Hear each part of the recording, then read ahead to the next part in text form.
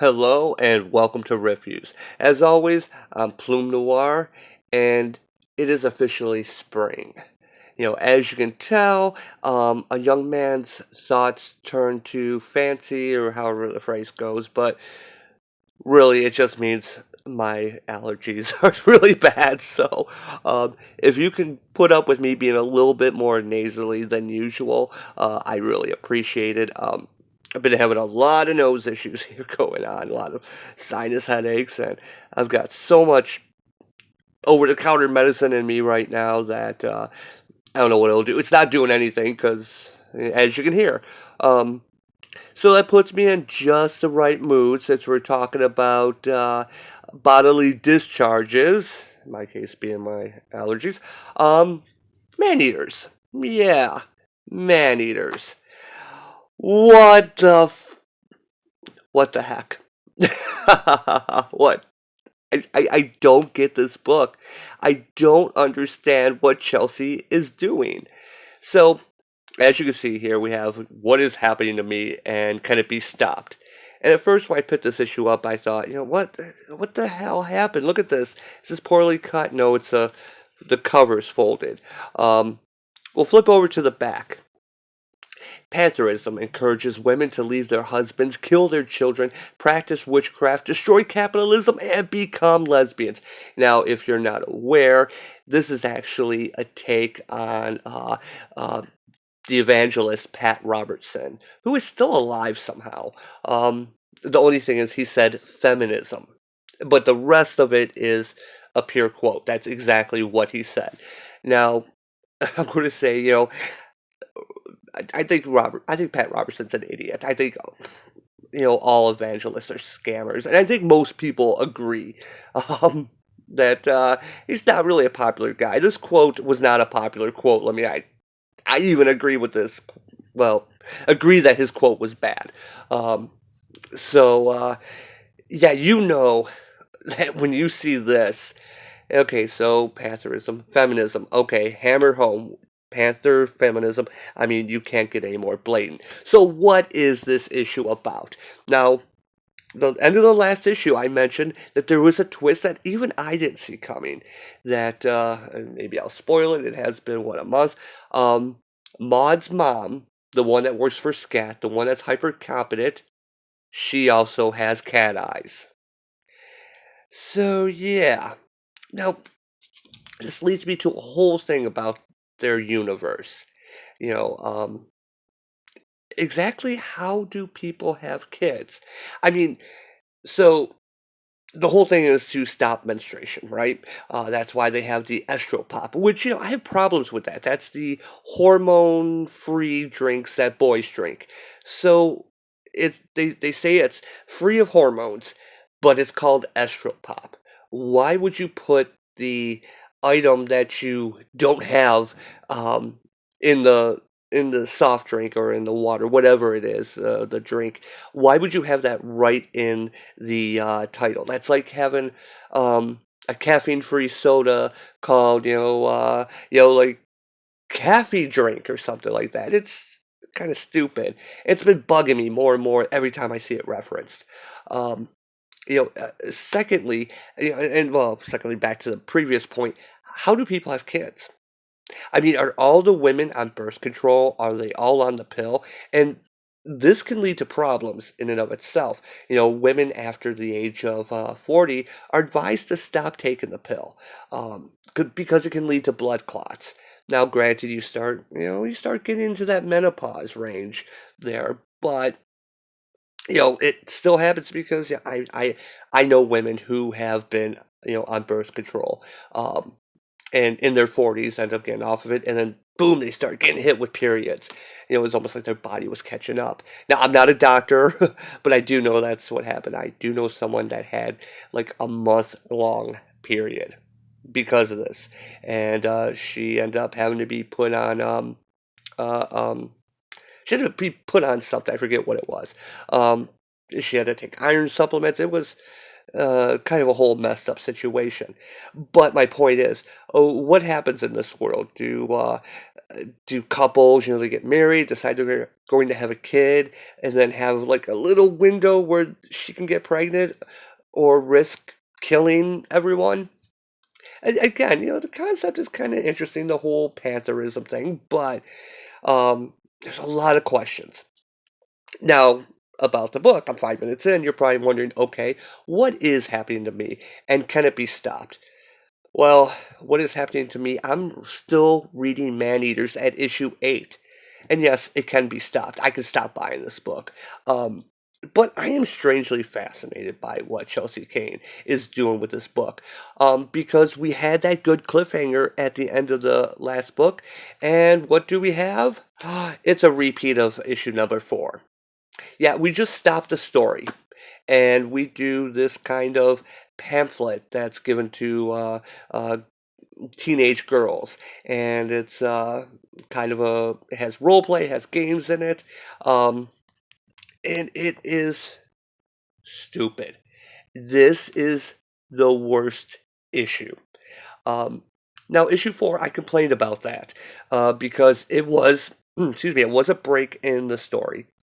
It was a kind of a satire magazine in Universe magazine, of what would be in the Man-Eaters universe.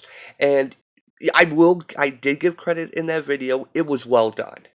I I thought, as far as the publicity, the publication, I should say, it was well done. It looked like it could have been a real magazine.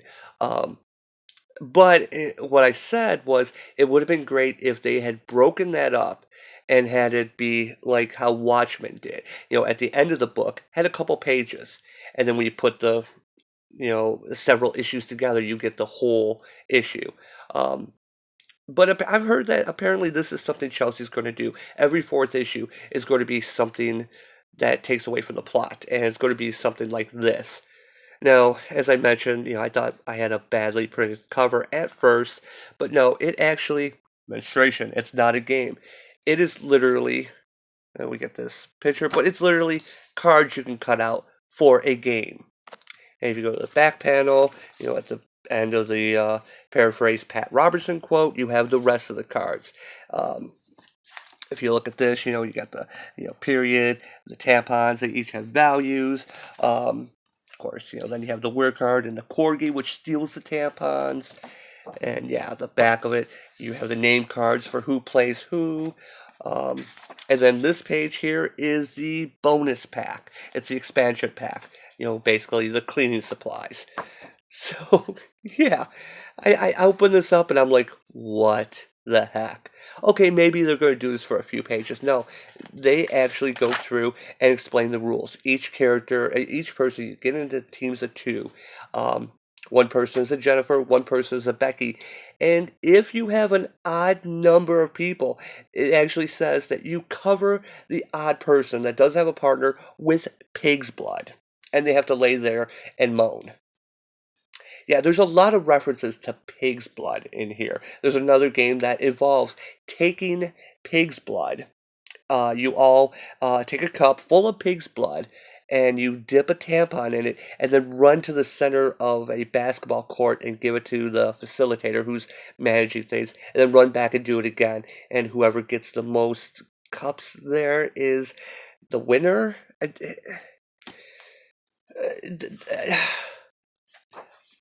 I'm going to kind of skip around here because here's another game.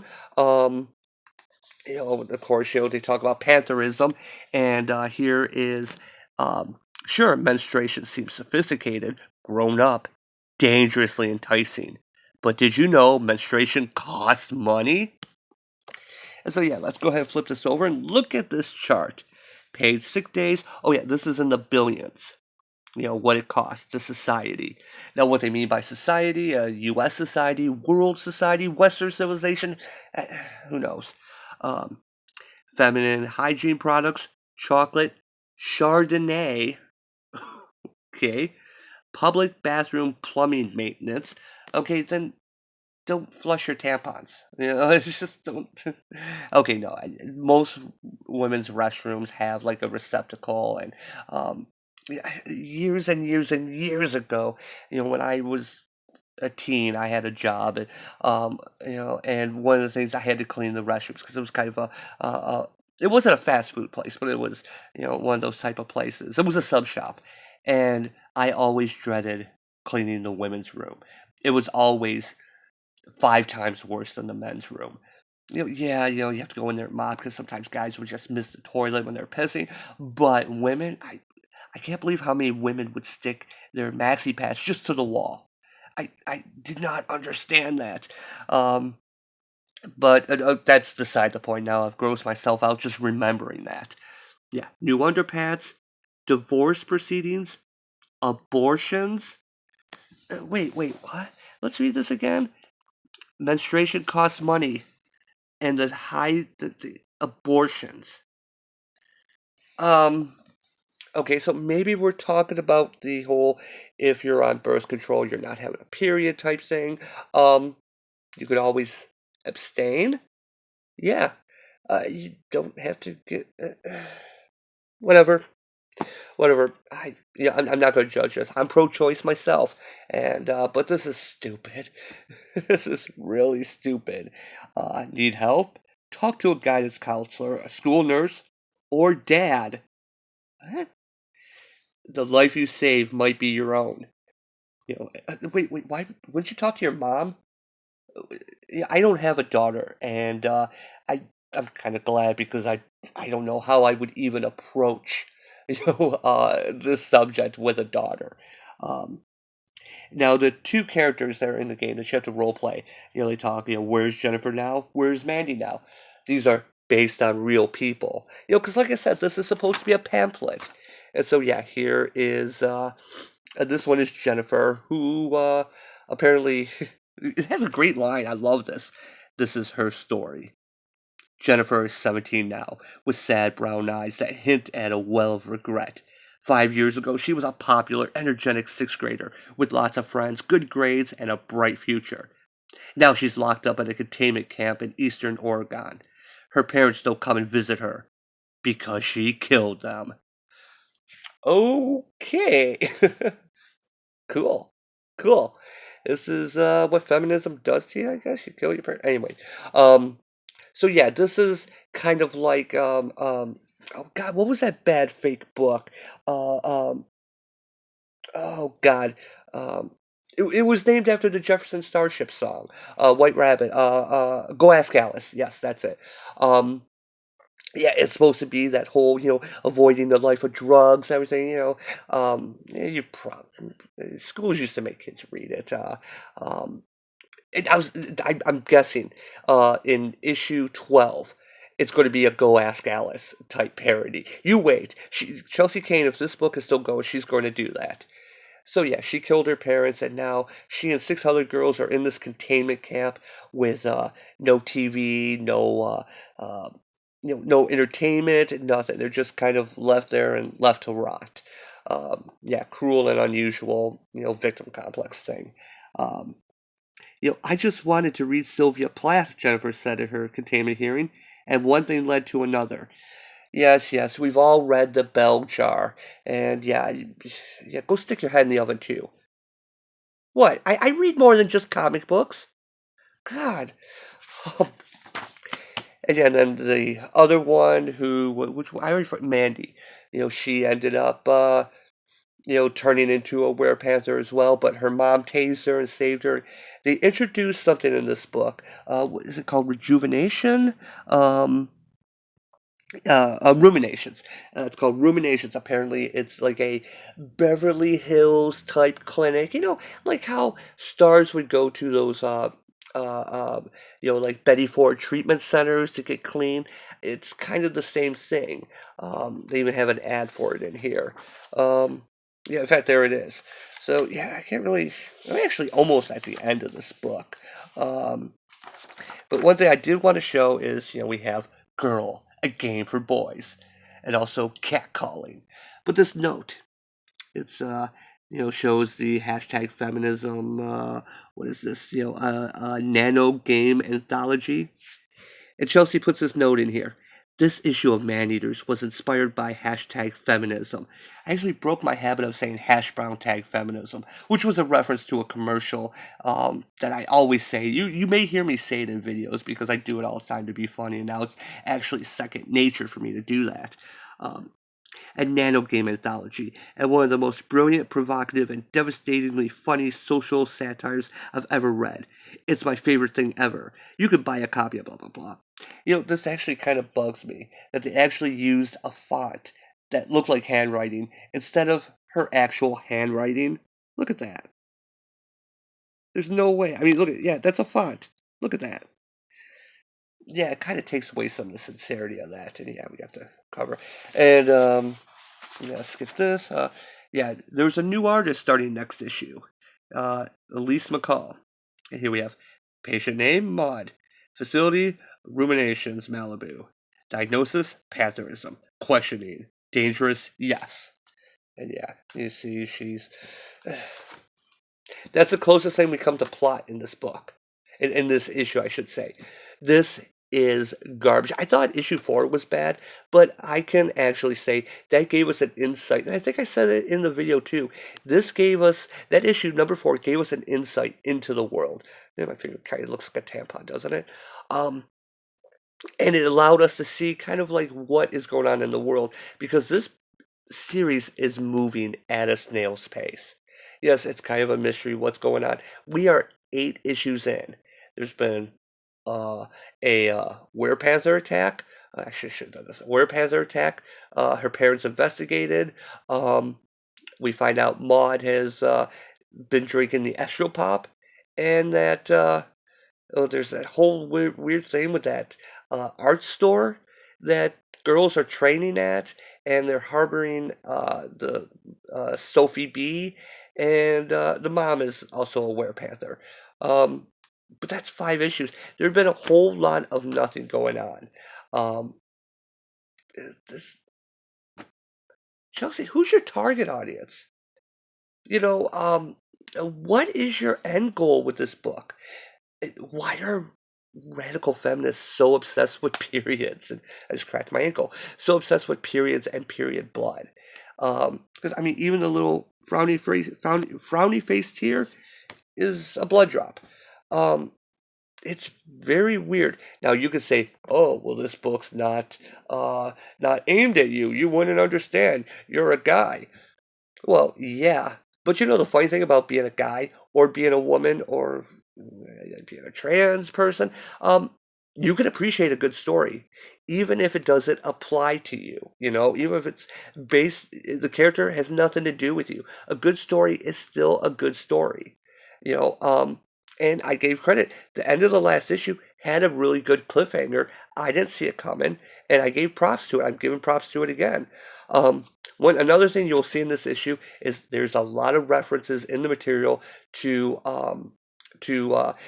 non-binary and trans and everything. You could play this with a cis girl or a trans girl or whatever. I really think Chelsea Cain is making up because she caught a lot of flack, especially from what was it, Alex DeCampi. Really ragged on, no pun intended, on the first issue when it came out for the lack of trans characters, and it seems like they're really going hardcore into it now. Which of course, a boy transitioning from a boy to a girl, uh, wouldn't menstruate anyway. Uh, you know, uh, anyway, it's woke. You know how it is. Things get woke. They go like that. Um, but yeah, this one's garbage. And like I said, there's a game. They actually made a game to what is going on in Chelsea's head. What? Why can't you tell a story? Why can't you tell the story that this book is about? You could go into the world a little bit, make the story drag on a little bit, like the whole disappearance of Sophie B. We got Wordcat attacks, and it is so uneven. This book, 6 o'clock. Actually, it's Hang 10. See, because, Hang 10, Hang 10. It'll be off in a few weeks. Yeah, 6 o'clock. Full 6 o'clock. this this isn't even a comic. It's like issue 4. I don't know what it is. I almost don't think I can rate it. This, wow, wow, wow. Anyway, 20 minutes. I just hit the 20-minute mark, and it's a whole lot of nothing because how does this get pitched? How do you sign off on this and think, oh yeah, this is cool. Yeah, everyone's gonna love this. Yeah, go us. This will show them. Uh, it's stupid. It's really, really dumb. So anyway, that's it for Man Eaters. I'm gonna keep getting this book. I'm extremely fascinated by it.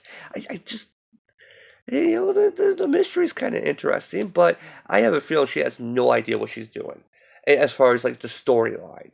I think she just had a premise and she's trying to go somewhere with it. I don't think she is. But anyway, tomorrow I will be doing a video tomorrow. It will be Avengers Endgame. Yes, I almost didn't make it. I got a thing through a vendor at work. I will be going to a 7 o'clock Thursday showing of Avengers Endgame. So I'll probably have my son with me. So what I'm thinking is we might try and do is a after viewing talk about it. Maybe slightly spoilery, but later on in the video, give our thoughts on it.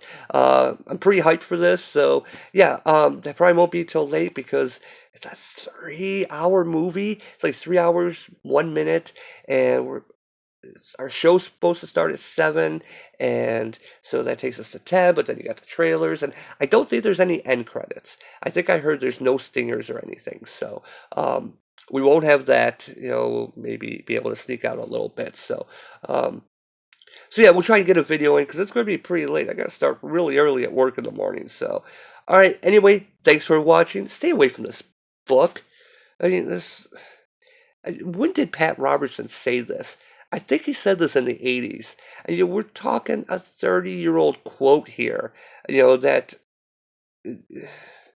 everyone knows that Pat Robertson is. Okay, let's try and be legal here. I think Pat Robertson is full of crap, and a lot of people agree with me. I think that's safe to say. I don't think that's slander. So, anyway, thanks for watching, and I will see you next time.